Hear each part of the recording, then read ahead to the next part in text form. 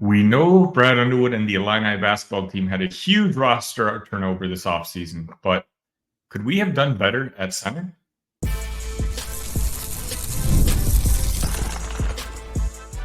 You are Locked On Illini, your daily podcast on the Illinois Fighting Illini.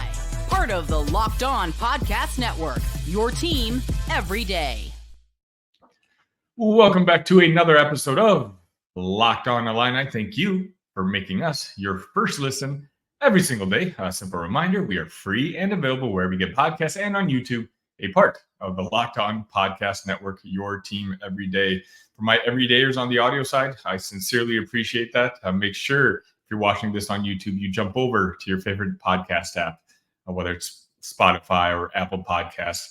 Whatever it is, regardless, thank you. And make sure you subscribe in audio form too, just to continue helping this channel grow going into football season. My name is Sunny Verma. You can find me at IlliniCast, and you can find me at the Sunny V. As you can see, I'm still trying to find a proper background if you're watching this on YouTube on where my new layout's going to be after this move, my cross-country move. By the way, if I have any listeners in the Austin, Texas area, please send me a shout out. Let me know which places I should check out. Today we have a fun episode where we're going to kind of discuss the center position and take a look at who we have and whether there's someone out there that we lost who could have potentially have been an upgrade on this year's team's roster. Today's episode is also brought to you by FanDuel. Make every moment more as playoffs wind down. The sports stop sporting like we want them to. But this summer, FanDuel is hooking up all customers with a boost or a bonus daily. That's right. There's something for everyone, every day, all summer long. Visit FanDuel.com to get started. Okay, so first and foremost, let's just go ahead and talk about the center position a little bit. Greg Waddle, a friend of the show here at Locked On Illini of Sleepers Media, who they throw out just as much content as we do here. So definitely make sure you give them a subscribe and follow. He had a very interesting question. Now, for those of you who still follow college basketball in the offseason, some of you may be aware, in particular Illini fans, that West Virginia has a Europe trip right now. They're playing a couple games overseas, and two of the standouts on the team have been Sincere Harris and Amani Hansberry. Now, obviously, both of those guys were at one point looked to have become big parts of the future of Illini basketball, but with the whole coach transition, that ultimately did not work. Those were guys recruited by Chester Frazier and obviously followed him to West Virginia. But what Greg did was he brought up a very interesting hypothetical, which I think does merit. And what he did is he asked, if Amani Hansberry were on this year's team, would he be the starting center? Now, if the answer is yes, that means our starting center this year, whether you think it's Tomislav Ivisic or whether you think it's Morez Johnson, then ultimately this is a position that over this offseason, Brad Underwood struck out on. A simple refresher, Amani averaged two points and 2 rebounds a game last year. He missed a significant portion of last year's season with back issues. And if anyone out there has ever suffered through back issues like myself, it's no secret that that's one of the worst discomforts that even a normal person can have, much less an athlete, someone who's supposed to be playing sports, the sport of basketball in particular, every single day.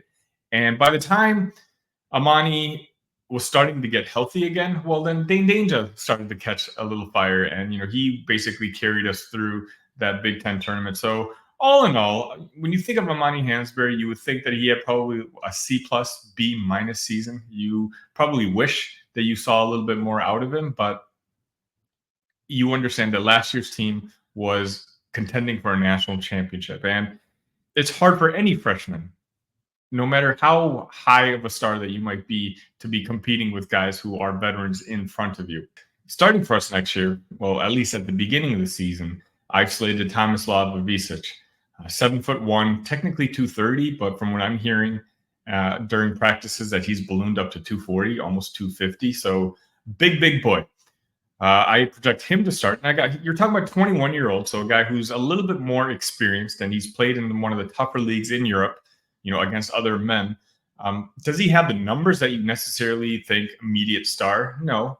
From what I recall, he averaged something like 7 points and 3 rebounds. You're not talking about superstar numbers, but a guy who displays a more versatile skill set. Now, Amani Hansberry on occasion was able to shoot the 3-point shot last season, but I think Tomislav is the guy who's going to be able to shoot it much more often, and someone who Brad and Tyler Underwood and the coaching staff are going to incorporate his outside game as one of the focuses of this upcoming Illinois team. Morez Johnson. What do I have to say about Morez Johnson? That Illini fans already don't know. He had a great summer playing for the under-18 Team USA team. We were talking about just a complete dynamite rebounder, hustler, like a guy who is going to leave it out all on the floor. Does he have some issues on the offensive side that he's going to have to work on? Sure. Does he have a go-to shot yet? Or can you even say that you're comfortable with what he's going to be providing right now, at least as a freshman on the offensive side of the basketball, on the offensive side of the court? No, probably not. But his potential is limitless. He's one of those guys who I think can project to be a future NBA player, and he's not going to be a guy who's not going to reach his potential. He worked so incredibly hard. He committed to the Illini years back and never wavered on that commitment. And he's one of the guys who I think most Illini fans have been waiting to see in the orange and blue for a very long time. So again, the ultimate question: did the Illini downgrade at the center position had they been able to keep Amani Hansberry? Really tricky question. I want to hear what you guys think in the comment section. I've thought about this for about the last 48 hours, going back and forth. And ultimately, I think the answer is no. And the reason being, if Amani Hansberry was on this upcoming basketball team, he would be the 5th best player on the team. You have Tomislav, who I already talked about, being at 7'1", Kerry Booth, 6'10", Ben Hummerkaus, 6'9", Morez Johnson, 6'9", and Will Riley at 6'8", Amani Hansberry being 6'8" himself. And what I really think moving forward, Brad, I've talked about this on the show for you every day or so. I know this is just kind of me repeating myself, but he really is appreciating length, and he's appreciating shooting, and he's appreciating flexibility. And Amani Hansberry, I think, is going to be a fantastic player out in West Virginia. And Amani Hansberry is a player who I actually do wish was still in our lineup, but not necessarily at the expense of the guys that we have on our roster now. I think Amani Hansberry is going to be more of the prototypical 4, maybe 5 for West Virginia. He doesn't really have the quickness. He's a bigger bodied guy. I don't know if he's got the lateral quickness to be in many different lineups like Brad Underwood kind of wants in that right now. And of course, the one thing, and I hate to bring this up because as someone who suffers through something very similar since my accident, it's the back issues. The back issues are going to be a lingering concern for everybody next season. That's something that everybody's going to keep tabs on. For a young kid, you hope that he's done with it, but if he's not, then you're talking about another couple week stretch here and there over the season where something might pop up and he's going to have to sit on the bench again. I hope it doesn't happen for the kid. Amani seems like a fantastic young adult, but that's just the reality. He missed significant portions of last year's team, and it's arguable that he didn't have a bigger role on the team later in the season because he missed that time earlier on due to that back injury. So ultimately, and I promise I try not to be biased here, I would love Amani Hansberry, and I've talked about him before on Illini Cast, wishing that he hadn't left this team. I understand the reasons he left the team. I wasn't really heartbroken when he left because I understood the reason. When you have a super close relationship to a coach like Chester Frazier, and on top of that, Amani Hansberry was recruited by West Virginia when Bob Huggins was there. So he had a relationship with that university. It just made all the sense in the world to always stick around with the coach who believed in you while you were in high school. And if he left for a better opportunity and he promises you an opportunity where you could have a bigger role, for the West Virginia Mountaineers, there's no ill will at all. So I guess my final verdict is Avicic, Morez Johnson. I don't know who's going to be the starter, but I think overall the Illini will be happy with either.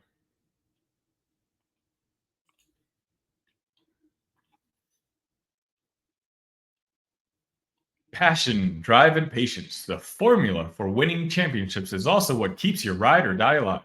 eBay Motors has everything you need to maintain your vehicle and level it up to peak performance. Superchargers, roof racks, exhaust kits, LED headlights, and more. Whether you're into speed, power, or style, eBay Motors has you covered. With over 122 million parts for your number one ride or die, you'll always find exactly what you're looking for. And with eBay Guaranteed Fit, your part is guaranteed to fit your ride every time or your money back. Because with eBay Motors, you're burning rubber, not cash. With all the parts you need at the prices you want, it's easy to make your car the MVP and bring home huge wins. Keep your ride or die alive at ebaymotors.com. Eligible items only. Exclusions apply. eBay Guaranteed Fit only. Available to U.S. customers. Former Illini standout wide receiver Isaiah Williams had one heck of a debut for the Detroit Lions in their first preseason game. And so I'm bringing on a Detroit Lions expert. Jake, how are you? Hey, I'm doing great, Sunny. How are we doing today? Excited to talk a little Lions, and we'll try to keep the boxing fighting between Lions and Bears at a minimum because it's going to be one heck of a season. It's a lot of exciting things happening. Oh, yeah, that's going to be one of the up-and-coming rivalries, especially as a Bears fan. I'm as excited as I've ever been being a Bears fan. And so I'm actually recording this while the Bears are playing their second preseason game. So I'm missing Caleb Williams because I'm talking to Jake Riepma. Hey, I got a feeling there might be one or two cameras there that you'll be able to catch the recap a little bit at it. But I appreciate you having me on. Of course, Jake. Jake, let's just obviously, Detroit Lions, that's who you cover for the Locked On podcast, postcast, which we'll talk about at the end of this segment. It's a fantastic idea by the Locked On Network. Jake, obviously, Detroit had one of their better years in a very, very long time last year. And it's been a long time since that Lions fans have been this optimistic, I feel like. So let me get the vibes from your end, though. What are the expectations for the Detroit Lions as a team coming into this season? Yeah, Sonny, listen, I won't beat around the bush about it because for the first time in my life, obviously the NFC North title last year, entering a training camp with a complete roster, top to bottom. The vibes are, I'm a little bit older now, but I think the kids say the vibes are immaculate. Maybe that's a little bit of an exaggeration, but there's no doubt about it. This is the most excited I've been entering a Lions training camp. Obviously, the momentum from last year, and if you go back a calendar year before that, in Dan Campbell's second year, the Lions made that run towards the end of the season, very narrowly missed out on the playoffs, but you could feel it. You could feel that this organization was close to breaking through. And then last year represents the definition of a breakthrough year. I mean, first division title in 30 plus years. You go all the way to the NFC title game. However, you choked that game away at San Francisco. I was there until I tell you what, Sonny, I was running around like a crazy man at halftime thinking my team's going to the Super Bowl. I'm going to tell my future kids about this. But at the same token, I think that bitter defeat almost left such a bad taste in Lions fans and obviously the organization's mouth as well to provide that motivation to enter this year where it's not a stretch to say this is a legitimate Super Bowl contending team with a complete roster, with a coaching staff that you would run through a wall for. I mean, every soundbite Dan Campbell has, I'm ready to roll up my sleeves, strap on the pads, and get back into it, combined with a front office that for the first time in my life, and even longer than that, actually has a clue of what they're doing, a ton of young talent, Aiden Hutchinson. I mean, and then you locked up a lot of the guys long-term, Penei Sewell, Amon-Ra St. Brown signs the big contract. And this is very, very dangerous waters for me as well, because in my mind, nothing could go wrong. Now it's time to roll the ball out there and play some football. And so I hope you could hear it in my voice. The excitement level is at an all-time high. So Isaiah Williams is a player, obviously all Big Ten last year, one of the better wide receivers that Illinois has had in a very, very long time. A guy we were hoping that would stick around for another year in college, but he was a player who's just ready to move on to the professional level. And, unfortunately, obviously he did not get drafted, but signed, I believe it was a 3-year, $2+ million undrafted free agent deal with the Detroit Lions. For Illini fans, we were excited. Obviously, as you just described, Detroit is on a team on its way up. Did this register at all when it comes to the Detroit Lions fan base? Any sort of excitement whatsoever about Isaiah? Yeah, I think to take it kind of high level as a big picture, the complete roster that I touched on it's certainly that, but there is an element of a position battle at the bottom portion of the depth at the wide receiver part. And I think whether it be, Isaiah Williams or Darius Fountain or even Donovan Peoples-Jones, there's just a lot of conversation about who's going to be the guys to step in and be that wide receiver number 3, wide receiver number 4. And when you look at the Lions roster from last year, and I talked about that bitter defeat in the NFC North title game, Josh Reynolds had some drop passes in that game. So now Khalif Raymond kind of steps into that third wide receiver role to complement Jameson Williams and obviously Amon-Ra St. Brown. But who's going to be the guy that steps in as the depth piece? And like I mentioned, Darius Fountain is a guy that a lot of people have talked about. And then obviously Donovan Peoples-Jones is a name that has had production in the past, but you wonder how much gas is really left in the tank there. And I think the first preseason game, and this is always my disclaimer with preseason football, I hope everybody hears this, it's preseason football, but there's a lot of compelling things to be watching. And for Lions fans, it's what's going to happen at the bottom part of that wide receiver depth chart. And then you get a guy like Isaiah Williams, who really seized the moment. He made the most of his opportunities. He had an excellent game against the Giants in that preseason opener. I pulled the stats up in front of me so I would at least have it ready. 4 catches for 35 yards. Right. But more importantly than that is the attention that he drew from Dan Campbell. I mean, Dan Campbell's not one of those guys that's going to go out and provide the compliment salads to any random guy. But when he speaks and specifically calls out Isaiah Williams, you know that he turned some heads. And Dan Campbell, obviously the guy at the top, if you're getting the attention of the head coach, that's never a bad thing. So Isaiah Williams did a great job in his preseason opener. And, I would say to your original question, there's not necessarily a ton of hype around him specifically, but with Lions fans wondering who's going to step in and fill that bottom portion out of the wide receiver depth chart, and combined with the performance that Isaiah Williams had, now you've got Lions fans talking, you've got Dan Campbell talking, and there's an exciting approach and an exciting outlook on what Isaiah Williams potentially could be. And then you add into what he could do for you on the special teams notes. And I was thinking,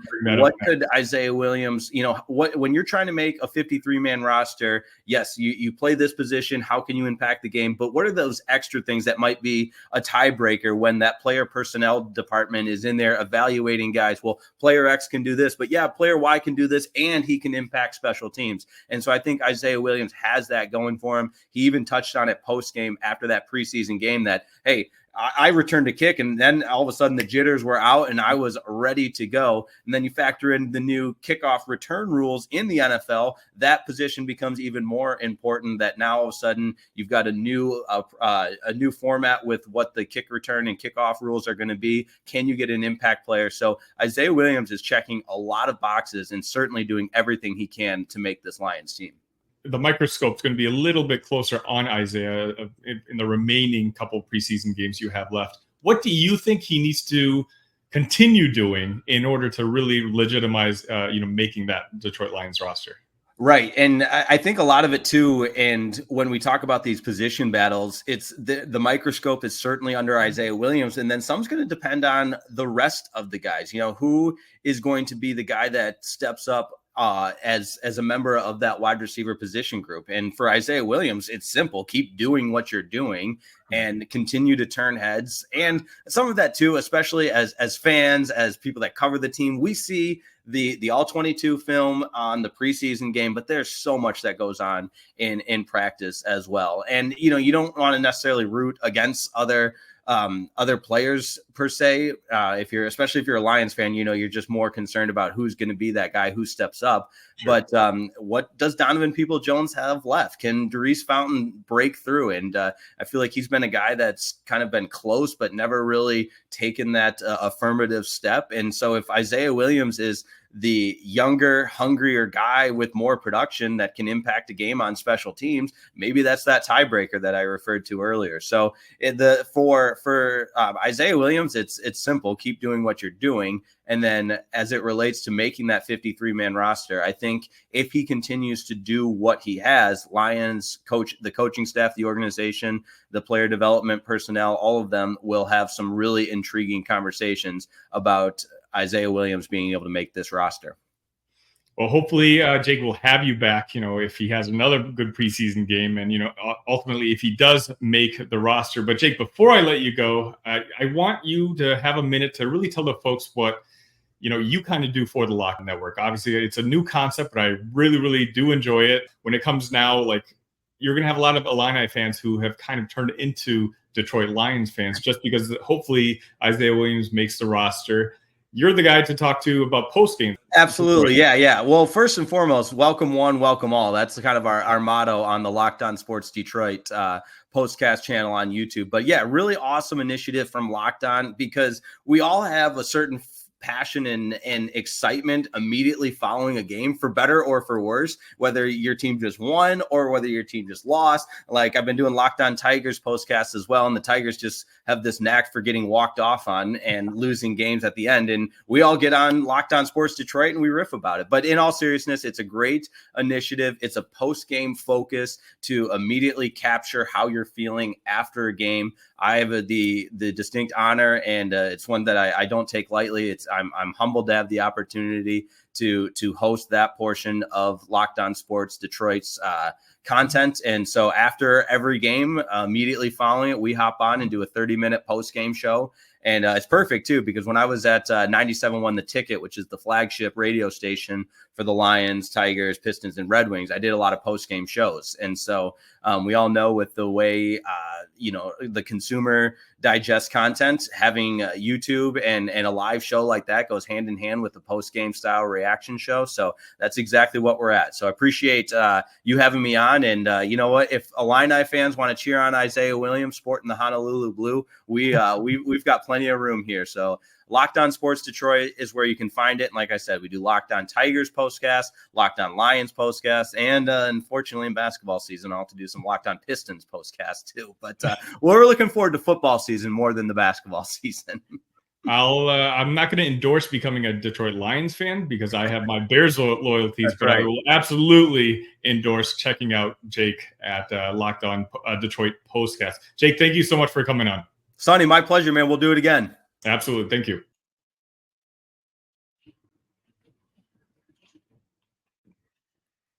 I love sports. I love them so much I never want them to stop. But as the playoffs wind down, we get fewer games and the sports aren't sportsing like I want them to. But FanDuel lets me keep the sports going whenever I want. All I have to do is open the app and dream up bets anytime I'm in the mood. And this summer, FanDuel is hooking up all customers with a boost or a bonus daily. That's right, there's something for everyone, every day, all summer long. So head over to FanDuel.com and start making the most of your summer. FanDuel, official sports betting partner of Major League Baseball. All right, thank you again to Jake for coming on Locked On Illini and talking about Isaiah Williams. I think it's going to be a guy who I'm going to be paying attention to. Not only is he in the division as a Bears fan, but obviously I'm still hoping that the guy is able to nail a roster spot and have a long and productive NFL career. That's going to just about wrap it up for today. A simple reminder, please. And that'll just about wrap it up for today's episode. Again, if you appreciate daily content, and I mean pretty much every single day, I would really appreciate your support if you can just hit that like button and hit that subscribe button. We are oh so close to that magic number of 1,000 on YouTube. Just for those of you who aren't in the know, YouTube really doesn't pay attention to you until you hit that 1,000 mark. And that's when it really helps this channel grow and get in the faces of other Illini fans. So definitely hit the like button and subscribe button on your way out. If you're on audio, when you're done driving or whatever task you're doing while you're listening to this via podcast, leave me a 5-star review. Just let me know what you like about the show. Again, it's the same scenario. It really helps the algorithms pick up the show and put it in faces that also might be interested in this program.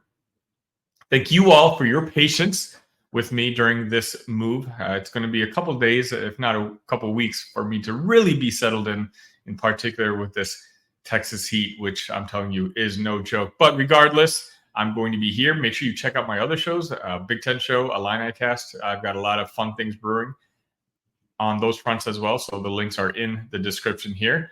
Thank you for making Locked On Illini your first listen today. Now go check out the Locked On College Football Podcast. From NIL deals to never-ending conference realignment rumors, Spencer McLaughlin gets you ready for an exciting season on the gridiron. You can find the link to Locked On College Football in the description, so you don't need to search. Part of the Locked On Podcast Network, your team every day. That's it for today. I'll see you all tomorrow morning. Bye. Love you guys.